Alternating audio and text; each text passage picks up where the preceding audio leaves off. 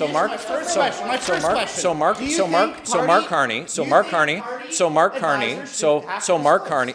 Carney, who was sitting in the Prime Minister's office, was an advisor to Justin Trudeau. And Michael is going to talk about Mark Carney and why this civilian has so much power in the Liberal government and why he's bypassing all the checks and balances. Welcome back to the A News Network. Don't forget to like and subscribe. Let's watch. We're here today because carbon tax Carney must come clean with Canadians about potential conflicts of interest and all of his business dealings. We're in a very interesting and troubling place for Canadians, with carbon tax Carney having been a senior advisor appointed by Justin Trudeau to advise him, but done in such a way to shield him from all of the standard and customary accountability. Justin Trudeau gave Mark Carney all of the power and none of the accountability that comes with it. You look at some of the positions that we know carbon tax Carney held. At the same time, some of the decisions the Trudeau Liberals took. For example, the Trudeau Liberals changed mortgage rules in such a way that would benefit the bottom lines, pad the pockets of mortgage companies, private mortgage insurers, like the one owned by the company Mr. Carney represents at the same time he was sitting in the Prime Minister's office. While Mr. Carney was chairman of the board at Stripe, Stripe was shielded from the government while they were gouging Canadians. This is the same problem we have with Brookfield trying to enter into a pension scheme with the Canadian government worth $10 billion to Canadians, while Mark Carney was sitting in the Prime Minister's office. The customary and normal accountability practices have been completely disregarded by Mark Carney. Now, he has claimed that he will make disclosures should he be successful in an election. But what that means is he could get through the Liberal leadership and through a general election, and it would be an additional 4 months before those disclosures were completed, all the while being able to potentially make decisions that would further enrich himself and call into question the normal practices that prime ministers and party leaders are expected to follow. And while he says that he will make these disclosures later, we know that he can't be trusted. Take, for example, this past weekend, where carbon tax Carney says in French, while in Quebec, that an east-west pipeline would never be completed. But a week ago, speaking in English, while in British Columbia, he said that he would use emergency powers to push through significant projects of a national interest, like pipelines. Or take his position on the carbon tax. This is a policy that he's championed and pushed and said that the government, the Trudeau Liberals, had not gone far enough with their carbon tax.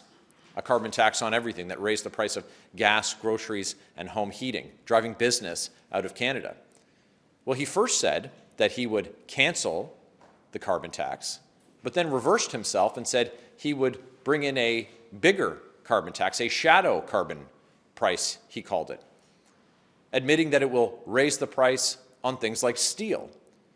Now, he's talking about raising the price on steel at the same time that the U.S. president is talking about tariffing Canadian steel.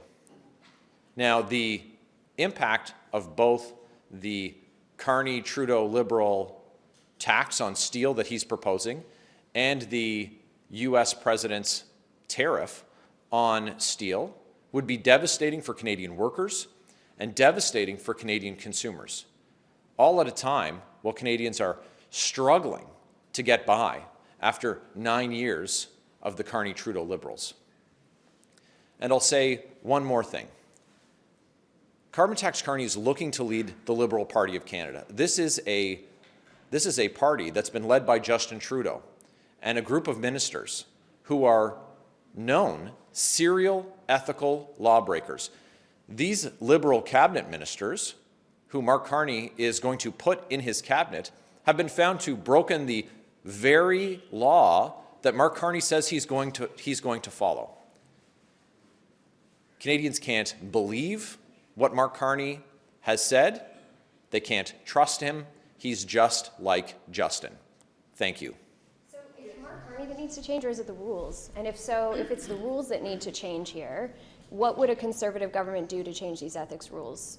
Well, first of all, we're in a position where Justin Trudeau and the NDP Liberals have shut down Parliament. So we have no opportunity to use any of the accountability tools that are usually available to us, including committee. We have no ability to change the rules or change the laws because they've locked parliamentarians out of the House of Commons, and so we're left to deal with these rules. But they're insufficient because Mark Carney has been given the privileged role of serving as a senior advisor to the Prime Minister while they avoided the normal disclosure process. So we arrive at this place only because Justin Trudeau shielded Mark Carney from the usual accountability practice.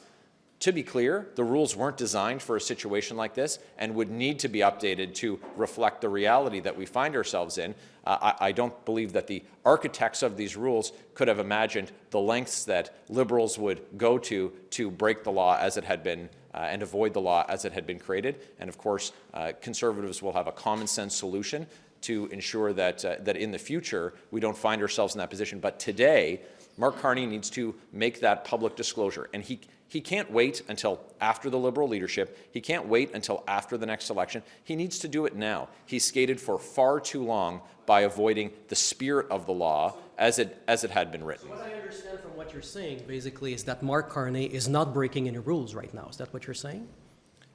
It's absolutely unacceptable that we have someone who was allowed by Justin Trudeau, a serial ethical lawbreaker, a prime minister, what rule is he breaking? Can you explain to us what rule he's breaking right now? A prime minister twice found guilty of breaking Canada's ethics laws. Mark Carney, what rule has he broken? A prime minister who's twice found guilty of breaking Canada's ethics laws created a path for Mark Carney to sit in the prime minister's office and to advise him. All the while, he was making decisions that enriched himself and enriched his company. Transparency is required for Canadians. The rules as they exist today they don't go far enough to ensure that we have transparency. We've seen after 9 years of Justin Trudeau that the rules and the penalties as they exist aren't sufficient to deal with a Liberal government who is content to break the rules as they're written and to avoid the law wherever possible. I'd like to ask you about outsourcing. You've been on the committee hearings that have looked into these trends. The government has pledged in budgets to save money in this area, to cut back, and now the public accounts show that, in fact, it's a new high, nearly $18 billion in outsourcing last year. What do you make of that? We've seen under the Carney-Trudeau Liberals a doubling of the more than doubling of the use of these outside consultants. And after Conservatives uncovered the gross waste and the insider dealings that has led to criminal investigations and charges being laid against some of these contractors, while the Trudeau Liberals had said that there was nothing to see here and nothing to worry about, including with the $60 million Arrive scam, they committed to Canadians that they would reduce and scale back the outsourcing that they were using for these type of consultants. I think they even spent tens of millions of dollars looking to have an analysis done by an outside consultant on how to spend less on consultants. Canadians aren't seeing any improvement in the services that they're getting or the service delivery from the government, waiting record lengths of time, even for something as simple as a passport.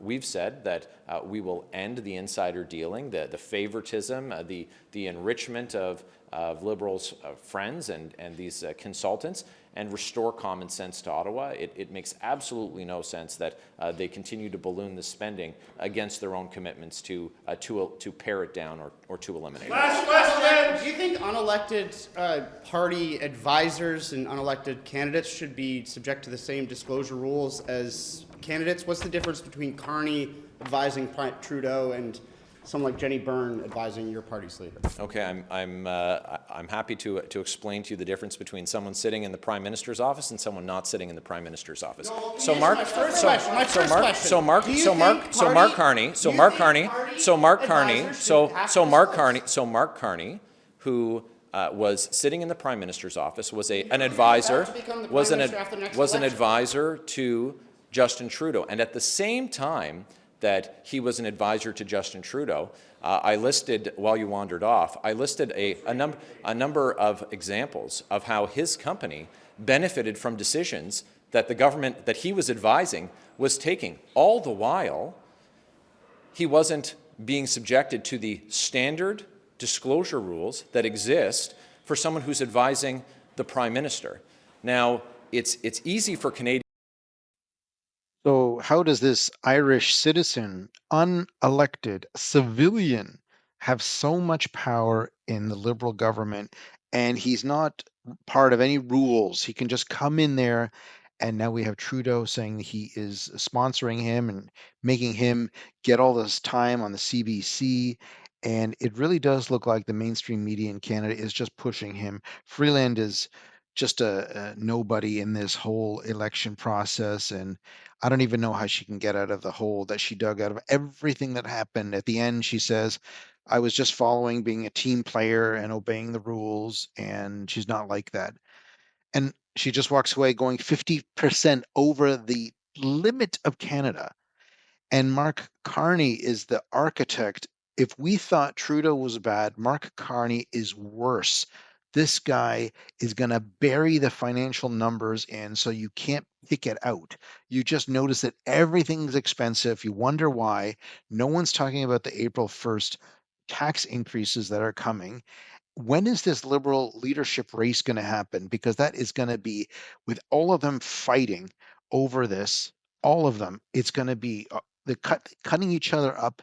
And I hope they ask the right questions. We'll see what happens. I think the CBC, that Rosemary Barton, she asked a couple better questions. I don't know if she's trying to save face, but the thing is with the CBC, once it goes out in the mainstream media and everyone knows that they're lying and it's obvious that they're a bias, then you start seeing them sway a bit, and then they just sway back even more. That's all that happens with them. It looks like, oh, they actually do care about real issues in Canada, and then they just go back to the normal stuff anyways. That they do have to end it. They should just do a subscription service. Anyway, thanks for watching the A News Network. Don't forget to like and subscribe. See you in the next videos.